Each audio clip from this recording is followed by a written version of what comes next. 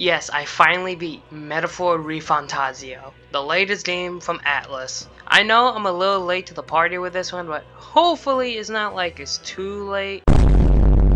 Holy shit, it's been almost 2 months since this game came out. God damn. I apologize for this being late, but October was such a crazy month for gaming, and it was kind of hard to get a review for it. But anyways, Metaphor ReFantazio is a game I was extremely interested in. I only watched the teaser trailer for this game, and I was sold immediately. A Persona-like game that's fantasy-like? Yep, sold. Take my money, please. And I didn't watch anything else for the game at all. I went into it completely blind. As the months went on and on, I heard many positive things for the game come out, and I was actually getting more and more excited for the game. And before the game came out, I actually learned that this game was being developed around the same time as Persona 5 was coming out, under the project name of ReFantazio, and it was re-announced as Metaphor ReFantazio, which is very, very interesting. So, after beating the game almost 2 months later, can I say that the game was good or lived up to the hype?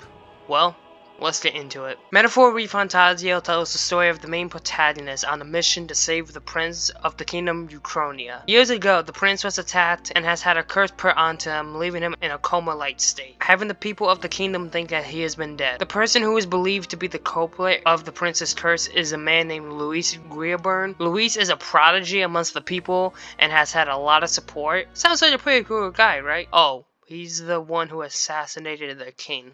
What an asshole. With the king dead, a royal tournament is kicked off with post-mortem magic from the king to select the next king of the country. The main protagonist enters for the mission of saving the prince, so the protagonist has to find a way to kill Luis to save the prince from his curse and find a way to win the election with enough support from the people, and discover how corrupt the world around him truly is. Starting off with the positives of the game, the first positive I have is the story itself. Clocking in at around 80 hours, I think the game tells a very interesting story. I found myself very invested in the main plot and the themes of like racism, inequality, religious extremism, and much more fucked up shit that shows how corrupt the world is. I love how they aren't afraid to be like apparent with these themes and how each character in game reacts and deal with this in the world. The world itself in the game is very good. Like the world is filled with hatred and prejudice towards the races of the people in the game. The religious groups in this world have done like so much harm and like manipulation to the people for what they believe is right,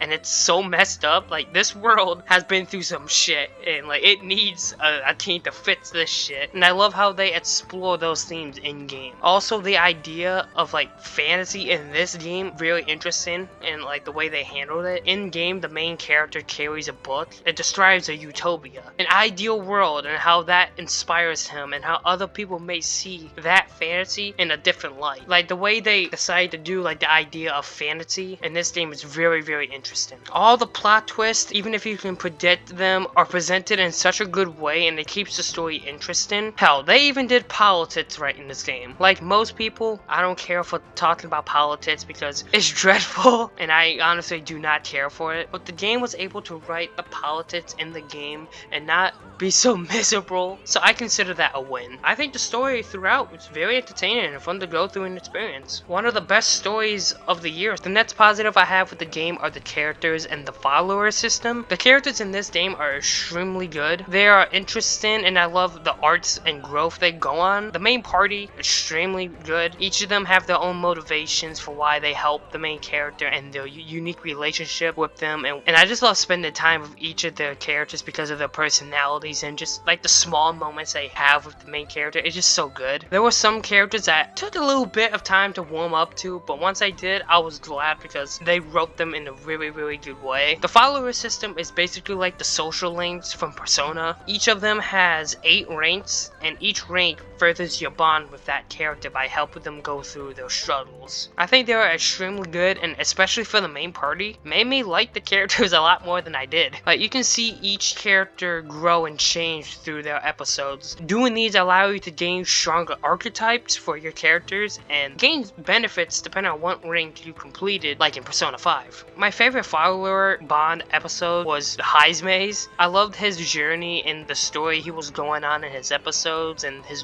growth of like moving on from like grief. It's so good. Heisman in general is just such a good character. I love him. But they're all good and interesting. Like Maria, hers like follower episode is very, very good. Like I like Trolls a lot. Like I love them all. Luis as a villain is a standout for me personally. Every time he was on screen, he just had my attention. He always seemed like he was like 2 steps ahead of you, and like no matter what you would do, he would always like figure it out, and I just love that about him. Like he's so blunt and like just filled with confidence. It's like amazing. Like he would just flat out tell you, like he would slaughter you and your entire village if it's something that would benefit him, and I just love that about him. The next positive I have is the gameplay itself. I think they did a great job of taking the gameplay and ideas from like Persona and doing new things with it to make it more unique. The archetypes are similar to Personas in a way that a character has to awaken to it. It's different from Personas due to them not being as customizable. Like in this game, when you unlock an archetype, it's more straightforward. The most you can do is inherit a couple skills from other ones, but a big difference is that instead of only the main character being able to use multiple personas and everyone else only has one, in this game every party member can use every archetype, and I like that. This allows for a lot of different build diversity and different team setups. Like you can build any character how you want to. Yes, some characters may be better with specific archetypes, but you can experiment with everybody. For example, Stroll. He's good with classes with high damage like the warrior class, but if you wanted to, you could make him a magic user or a tank if you wanted to. And it's like that with every other character. The game does a good job of like making you like try different classes with everybody. It encourages you to like try different classes with everybody to see which setup you like. I like that a lot. The combat itself is really good too. It's turn-based that relies heavily on turns. What I mean by that is that each character gets 1 turn, but when you attack an enemy's weakness or hit a crit, only half a turn is consumed.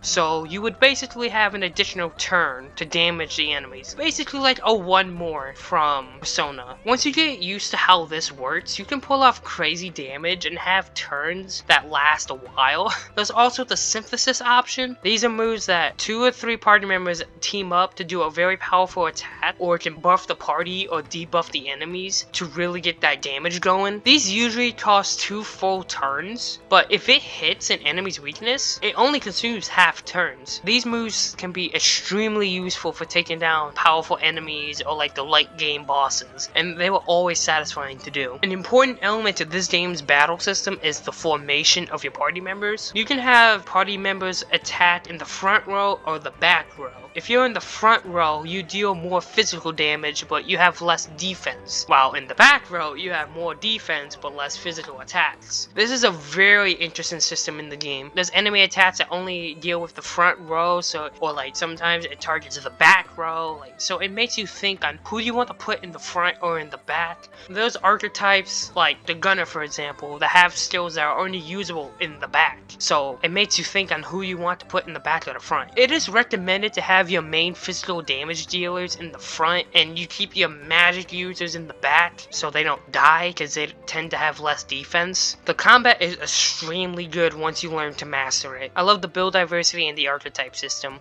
It makes you think and want to experiment new things on each encounter. And with bosses, they honestly feel like puzzles to figure out like how to take down what weaknesses you can exploit, and I love that about it. When you're in the overworld running through the dungeons, you can actually one-shot opponents that are weaker than you without having to go through a regular battle, and you still get that experience point from it. This is such a good system in the game because it keeps the gameplay and the pace fast. You're only going to like a full-fledged like battle with enemies that are your level or higher, so that makes each battle feel better, in my opinion. In the overworld, if you're able to stun them, you can go into the battle with all the enemies already taking damage and stun for 2 turns. But if the enemy gets to drop on you, they can mess you up, and on higher difficulties, this could be a problem. So you have to be very strategic on how you want to handle enemies in battles. The combat and dungeons are extremely fun. The entire game, I enjoy the battles so much, and I think they should keep this idea for their next projects because I think it's great. But with this being like Unlike Persona, you have to plan out your schedule carefully. This game takes the calendar system from Persona and uses it here. Doing almost anything in this game takes in-game time, so you have to decide on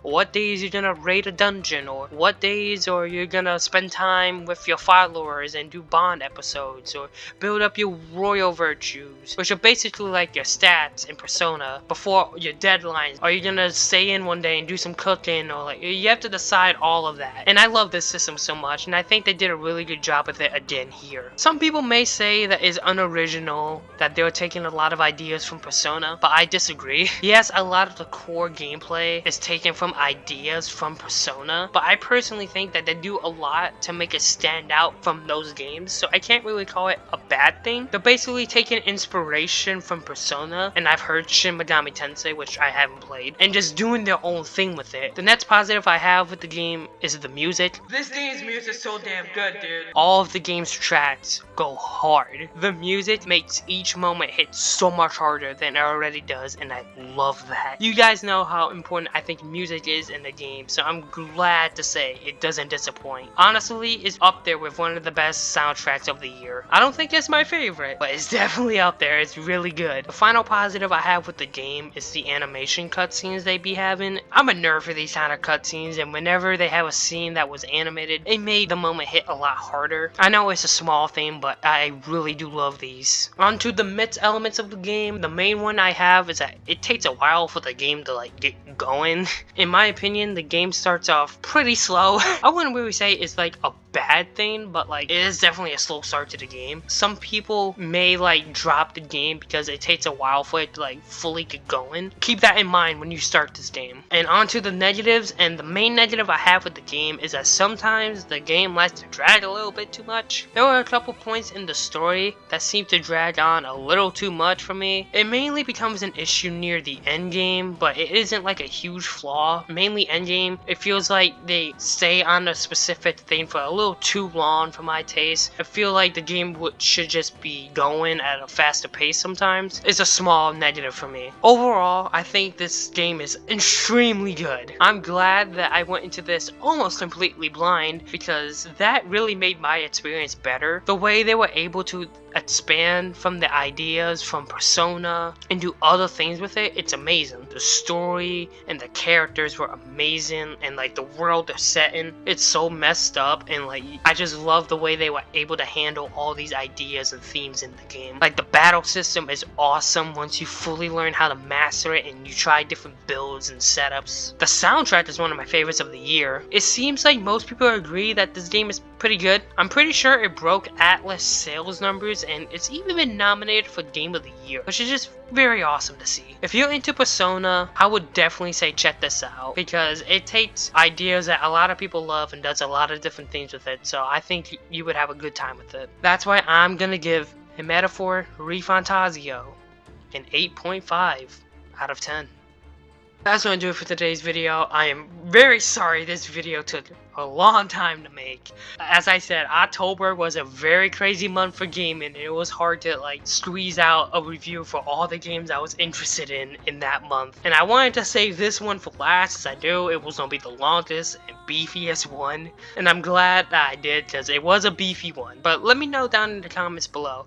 Have you guys played Metaphor ReFantazio? And if you did, what did you think of it? Did you think it was good and it lived up or even surpassed your expectations? Did you think it was okay, or did you just think it was bad? Let me know down in the comments below. If you're interested in game reviews or game news or just video game content in general, you're gonna want to subscribe, because I do that all the time on the channel. Later on in the month, I'm gonna make a video going over every game I played in 2024 and rank them all. So if you're interested in that at all, you're definitely gonna want to subscribe, because I know that's probably gonna be a beefy video. But with all that, I will see you guys in the next video. Take care.